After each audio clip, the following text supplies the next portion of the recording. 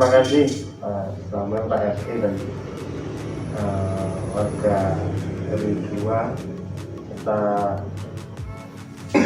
pengurus Kampung Nasdere.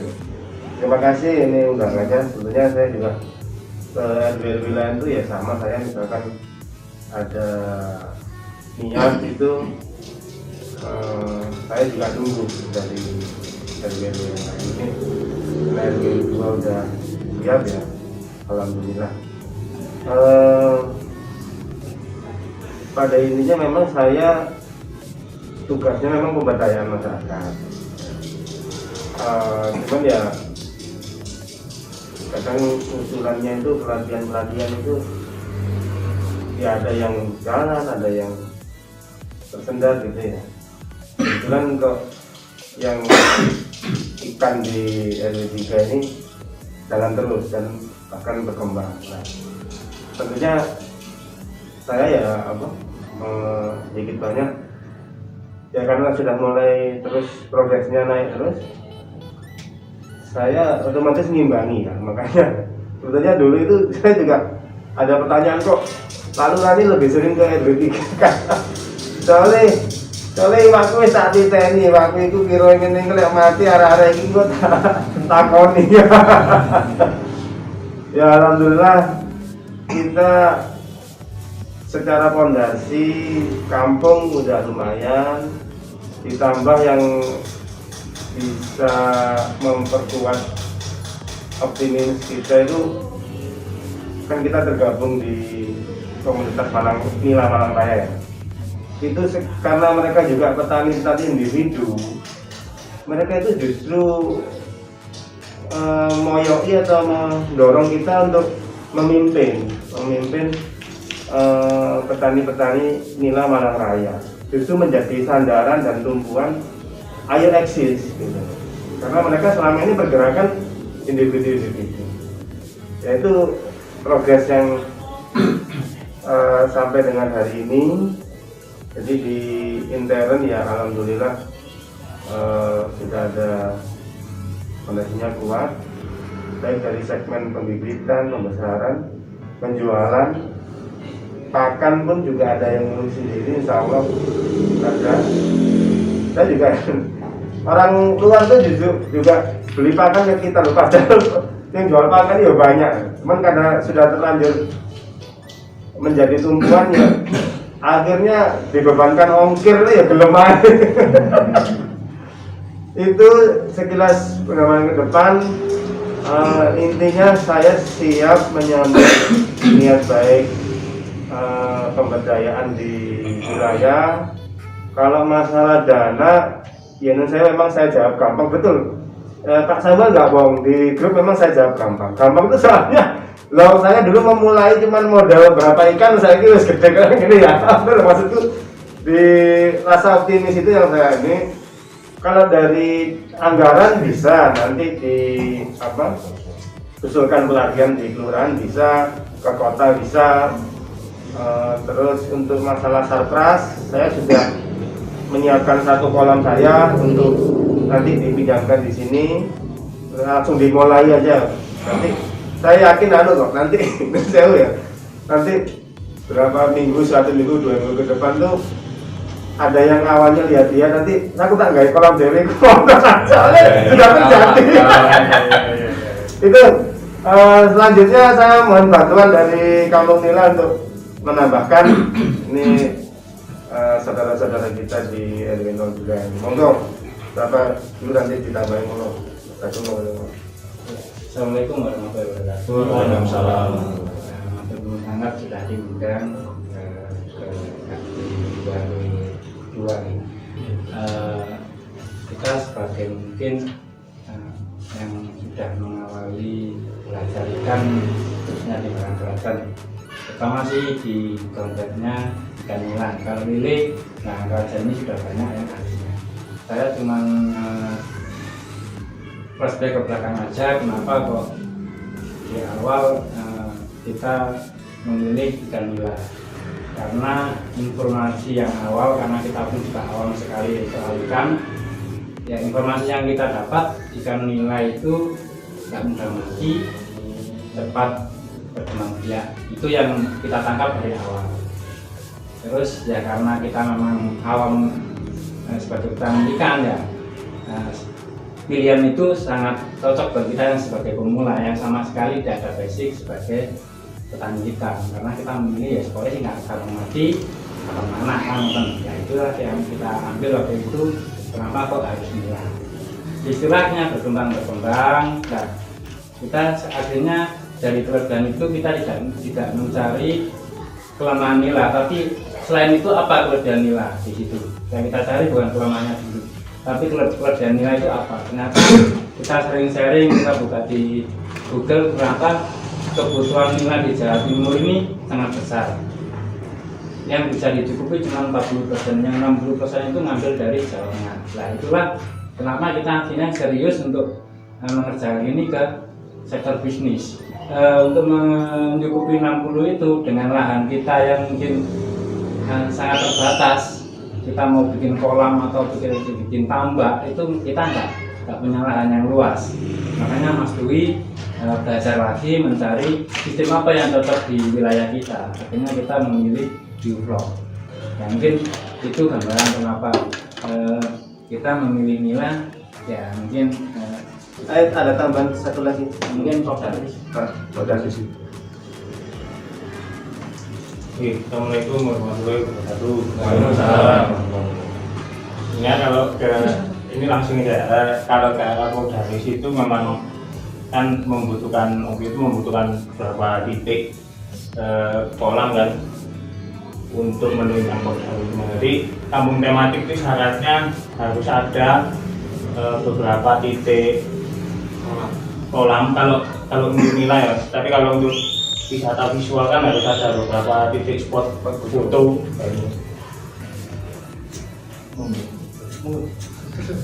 Ini karena kita pakai nilai harus ada beberapa titik kolam.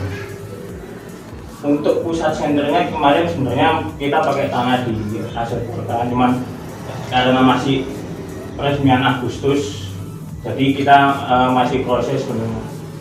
Terus kita berubah sentra ke warung yang Mas Samuel itu. Mungkin dari Podaris itu kan mungkin belum ada cerita yang banyak karena masih peresmian Agustusan. Untuk kedepannya ini insya Allah ada event di akhir Agustus panen raya. Moga kalau mungkin RW2 mau berkunjung ke sini, sedikit cerita dari Podaris itu aja. Kedepannya kita masih semoga aja hasilnya berkembang untuk menambah titik-titik spot kolam biar panennya juga semakin banyak. Itu aja. Assalamualaikum warahmatullahi wabarakatuh. Mas Dwi.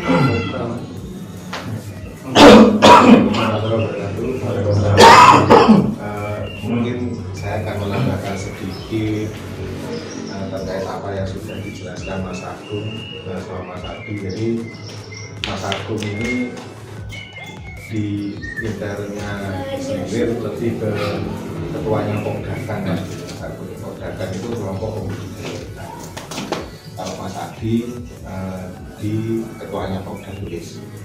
Hanya pada waktu yang tadi diceritakan Mas Agung, karena lahan kita sempit, akhirnya kita memperdalam di sistem tank culture. Jadi tank culture itu kita tidak membutuhkan luas, jadi kita sempit dengan bantuan alat-alat oksigen dan lain-lain seperti itu. Kita mencoba mendalami namanya sistem bioflok. Di sistem bioflok ini perbandingannya untuk perbandingan ikan itu 1:10 ini untuk konteks nila. Makanya tadi asumsinya kalau di kolam konvensional itu per meter kubiknya itu hanya bisa 10 ekor. Kalau di tank culture itu bisa sampai 100 ekor per kubik, jadi 10 kali lipat. Makanya dengan asumsi seperti itu kita tidak butuh lahan luas, sempit aja kita sudah bisa kan. Setelah kita lakukan juga ternyata hasilnya ikan pun panennya itu benar-benar beda dengan hasil konvensional, seperti padat, terus dagingnya juga enak, katanya nggak ada unsur baru tanah. Nah, di cerita seperti itu kita akhirnya mengembangkan dari sisi bisnisnya. Jadi kalau kita pelajari untuk periode dalam 1 tahun, kalau gurami kan mungkin 1 tahunnya itu kan 1 kali periode. Kalau lele 1 tahunnya bisa 4 periode. Kalau nila asal kita prosesnya benar itu insya Allah kalau ngejar 3 periode masih bisa, tapi sak besen-besennya setahun pasti 2 kali. Nah, memang saat ini kita sudah ada di titik di mana kita sudah ke tahap pengembangan untuk memperbanyak resource. Jadi justru memperbanyak resource itu sumber dayanya, petanian nilai itu harus banyak. Karena apa, kejadian realnya kita saat ini justru malah kalau kita jual kejar, kita permintaan itu lebih banyak daripada panennya. Ya, saya tambahkan lagi. Jadi untuk Pok Darwis itu memang karena memang kemarin kita mengawali di Lelir, nih. Ketika sudah ada beberapa titik, saya langsung nyantarnya ke Pok Darwis karena Pak Wali Kota itu sebetulnya tahun lalu ya, kalau nggak ada COVID itu tahun ini tuh sudah ada anggaran yang untuk satu kelurahan minimal 1 Pok Darwis. Kalau yang sudah ada silakan pengembangan atau tambah, yang belum ada wajib ada ya wis tiga yang ada. Itu tapi perencanaan itu sebelum COVID. Sekarang ada COVID ternyata nggak dibahas lagi. Tapi alhamdulillah saya sendiri beban saya udah mulai berkurang karena saya udah pegang 1 Pok Darwis. Memang Pok Darwis itu skalanya idealnya memang RW, tapi kalau kita kembali lagi ke zaman dulu ya, seperti disampaikan Bu Kepala Dinas Pariwisata, dulu Gubernur Basuki Sudirman itu pernah mencanangkan One Village One Product, satu desa satu produk. Nah, sebetulnya kalau ya ini bukan saya ya, sebetulnya dengan posisi sekarang Kampung Nila yang di Selir ini sebagai tumpuannya petani-petani nila Malang Raya itu, yaitu tadi kita itu justru sekarang mau nyari resource-nya itu loh, nambah karena seperti kemarin permintaan 15 kilo untungnya digolek-golek di sasar-sasar di kolam ada permintaan di luar besar. Kita pengen jadi pemain nila di Malang. Kita itu pemain baru, tapi karena kita sudah dinilai berkelompok dalam satu kampung itu, orang lain tuh melihat, wah ini wis pondasinya wis kuat, aku manut awakmu ya, awakmu sing dadi pemimpin. Itu yang saya juga saya juga agak merinding juga loh. Justru orang-orang yang sudah 10 tahun, 5 tahun main ikan itu kok justru menaruh harapan di Kampung Nila ini sebagai yang terdepan memimpin mereka untuk bermain di kotanya sendiri. Jadi ini dari pembicaraan tadi kan sudah disimpulkan lebih bagusnya kita satu item nilai. Kalau saya simpulkan dari pembicaraan ini, karena kan dari awal kita kan mau boomingkan nilainya kan. Kalau filternya. Nah ini kita alternatif yang terbaik lah. Kita biar alternatif yang baik. Nah kita kan sebenarnya pengen gurame, tapi juga fleksibel ke nila. Nila pun juga bisa kita tanam juga, nggak harus idealis ke gurame. Menurut kita yang paling baik itu sebenarnya apa dengan menyikapi kondisi yang saat ini terjadi. Nah, balik lagi ke cerita saya tadi, artinya sebenarnya kita itu sekarang sudah di titik dimana untuk memperbanyak resource terus terang aja, sumber dayanya petaninya untuk nganggur nila itu sudah harus kita banyakin lagi. Teman-teman pemuda gimana? Kita sebenarnya dari pembicaraan tadi yaitu kesimpulannya lebih bagus kita itu ke nila. Gimana? Setuju ada ini?